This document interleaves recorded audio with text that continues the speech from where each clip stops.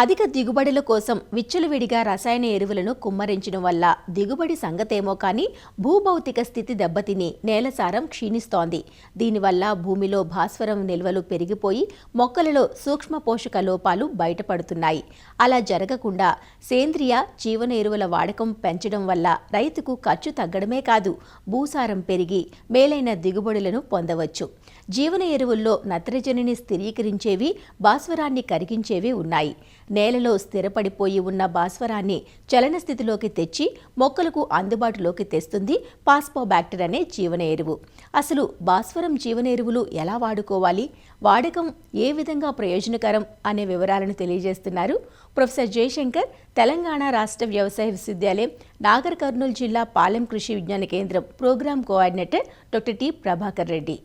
ప్రస్తుతం రైతులు పెట్టే పెట్టుబడిలో ఎక్కువ మొత్తం కూడా రసాయన ఎరువులపై పెట్టడం వల్ల ఖర్చు పెరగడమే కాకుండా నేలలో ఈ యొక్క జింకు వీటి మోతాదు కూడా తగ్గిపోవటం, ఈ యొక్క భాస్వరం నిల్వలు పెరిగిపోవడం అనేది మనం గమనిస్తూ ఉన్నాము. ముఖ్యంగా చూసినట్లయితే ప్రతి రైతు కూడా అన్ని పంటలకు 2 నుంచి 3 వరకు కూడా ఈ కాంప్లెక్స్ ఎరువులైన డిఏపి కానీ 12-32-16 కానీ 28-28-0 లాంటి కాంప్లెక్స్ ఎరువులను అధికంగా వేయటం వల్ల నేలలో భాస్వరం నిల్వలు అనేది అధికంగా పెరిగడం జరుగుతుంది. మనం ఉదాహరణకు ఒక 100 కిలోల ఈ యొక్క భాస్వరం కలిగిన కాంప్లెక్స్ ఎరువులను కనుక వేసినట్లయితే దాంట్లో 15 నుంచి 20 కిలోలు మాత్రమే మొక్క తీసుకుంటుంది. మిగిలిన 75-80 కిలోల వరకు కూడా ఈ యొక్క భూమిలో మిగిలిపోయి అది మొక్కకు అందని రూపంలో లేదా కరగని రూపంలో ఉండిపోయి ఈ యొక్క నిల్వలు పెరిగిపోవడం అనేది మనం గమనిస్తూ ఉన్నాం. ఈ విధంగా భూమిలో అధికంగా పేరుకుపోయిన నిల్వల వల్ల ఈ యొక్క జింకు లోపము, ఇనుపధాతు లోపం కూడా రావడం కూడా మనం గమనిస్తూ ఉన్నాము. దీంతోపాటు మనం తెలంగాణ కనుక చూసినట్లయితే మొత్తంగా రాష్ట్రంలో 53% నేలలో అధికంగా భాస్వరం నిల్వలు ఉన్నట్లు కూడా ఈ యొక్క భూసార పరీక్షల ద్వారా తేలింది. నేలలో అధికంగా పేరుకుపోయిన ఈ యొక్క భాస్వరం నిల్వలను తగ్గించుకోవడానికి, భాస్వరంపై పెట్టే ఖర్చును తగ్గించుకోవడానికి, ఈ కాంప్లెక్స్ ఎరువుల యొక్క మోతాదును మనం తగ్గించుకోవడానికి ఈ యొక్క భాస్వరంని కరిగించే జీవన ఎరువును మనం వాడుకుంటే చాలా ఉపయోగకరంగా ఉంటుంది. సో ఈ భాస్వరం కరిగించే జీవన ఎరువుల్లో పిఎస్బి చాలా ముఖ్యమైనది. సో దీంట్లో మనకు బ్యాసిల్లస్ కానీ సూడోమోనాస్ అనే సూక్ష్మజీవులు ఉంటాయి.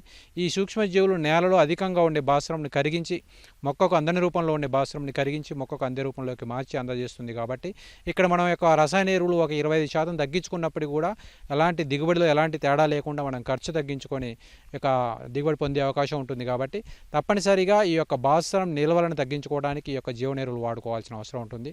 ఈ యొక్క జీవన ఎరువులు అనేది సూక్ష్మజీవుల సముదాయం.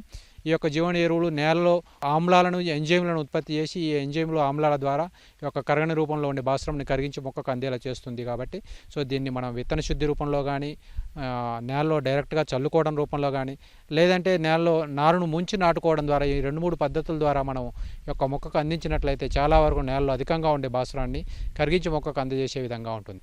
అయితే ఇక్కడ మనం యొక్క సిఫారసు చేయబడిన విధానంగా చూసినట్లయితే సో నేలకు వేసే విధానంలో కనుక వరి పంటకైనా కానీ ఇతర పంటలకైనా కానీ సో ఒక 50 నుంచి 100 కిలోల వరకు పశువుల ఎరువు తీసుకొని దాంట్లో ఒక 2 కిలోల వరకు ఈ యొక్క పిఎస్బి జీవన ఎరువును కనుక కలిపి మనకు వరి పంటకైతే నాటు పెట్టే ముందు దమ్ములో వేసుకోవచ్చు. మిగతా పంటలకైతే విత్తనం విత్తుకునే ముందు దుక్కిలో వేసుకున్నట్లయితే మనకి ఈ యొక్క ఎకరాకి సరిపోయే పొలానికి మనకు 50 నుంచి 100 కిలోల యొక్క పశువుల ఎరువు, దాంతోపాటు 2 కిలోల ఈ జీవన ఎరువును కలిపి వేసుకునే అవకాశం ఉంటుంది.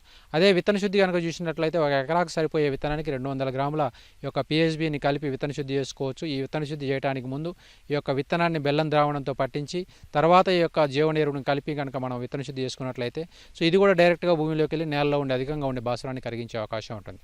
ఉదాహరణకు వరి పంట కానీ ఇతర కూరగాయ పంటలకు కానీ మనం నారును ముంచుకొని నాటుకునే అవకాశం ఉంటుంది. కాబట్టి ఇలాంటి పద్ధతిలో కూడా మనం ఒక 200 లీటర్ల నీటిని తీసుకొని దానికి 2 కిలోల యొక్క జీవన ఎరువును కలిపి అందులో మనం నారును ముంచి ఒక అరగంట సేపు నారును ముంచి నాటుకున్నట్లయితే కూడా ఈ విధంగా కూడా మనం జీవన ఎరువును నేలకు అందించే అవకాశం ఉంటుంది. కాబట్టి అయితే ఇక్కడ మనం కనుక చూసినట్లయితే ఒక ఎకరాకి సాధారణంగా 24 కిలోల వరకు మనం భాస్వరం వేస్తున్నాము. దాని గురించి 2 నుంచి 3 వరకు కూడా కాంప్లెక్స్ ఎరువులు అధికంగా వేస్తున్నారు. కాబట్టి ఈ యొక్క జీవన ఎరువులు వాడినప్పుడు మనం ఒక డిఏపి బ్యాగ్ వరకు మనం తగ్గించుకునే అవకాశం ఉంటుంది. కాబట్టి ఒక ఎకరాకి 12 నుంచి 1400 వరకు కూడా ఖర్చు తగ్గించుకునే అవకాశం ఉంటుంది. ముఖ్యంగా వరి తర్వాత వరి పండించే భూమిలో మనం అధికంగా కాంప్లెక్స్ ఎరువులు వేస్తున్నాం. కాబట్టి దీన్ని తగ్గించుకోవడానికి ఈ యొక్క భాస్వరం కరిగించే జీవన ఎరువులైన బ్యాసిల్లస్ కానీ సూడోమోనాస్ కానీ తీసుకున్నట్లయితే చాలా వరకు కూడా ఈ యొక్క రసాయన ఎరువులపై పెట్టే ఖర్చు తగ్గుతుంది.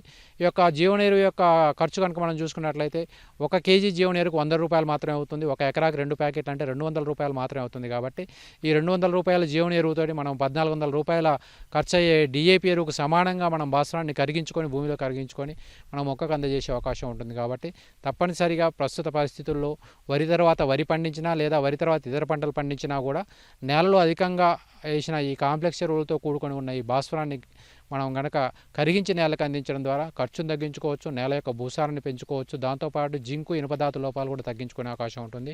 అన్ని పంటలు కూడా అధిక దిగుబడులు సాధించుకోవచ్చు.